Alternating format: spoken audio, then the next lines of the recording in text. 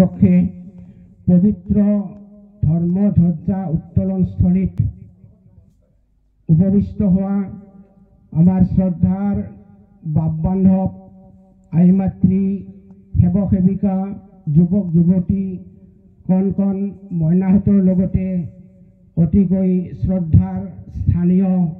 ভকত বৈষ্ণৱ বাপ বান্ধৱ সুধীবৃন্দ জয়দেউতে আমি সবাৰো শ্ৰীচৰণত আমাৰ ভক্তিভৰা সেৱা নিবেদিছোঁ। পৰম কৃপালু শ্ৰীমন্ত শংকৰদেৱ গুৰুজনাই তেৰাৰ এশৰণ হৰিনাম ধৰ্ম প্ৰচাৰ আৰু প্ৰসাৰৰ একমাত্ৰ উদ্দেশ্য আছিল এই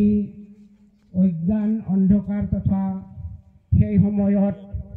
কুসংস্কাৰেৰে আৱৰি থকা সমাজখনক সংস্কাৰমুখী কৰি এখন শুদ্ধ শৃংখলাবদ্ধ শান্তিৰ সমাজ গঢ়ি তোলা আৰু সেই মৰ্মে মহাপুৰুষ শ্ৰীমন্ত শংকৰদেৱ গুৰুজনাই অশেষ চেষ্টা কৰি অশেষ ত্যাগ কৰি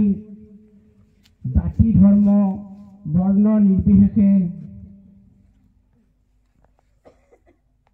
গাঁৱে ভূঞে চহৰে নগৰে পৰ্বতে ভৈয়ামে সিঁচৰিত হৈ থকা জনসমস্তক তেৰাৰ এশৰণ হৰিনাম ধৰ্মৰ শৰণ তথা ভজন দি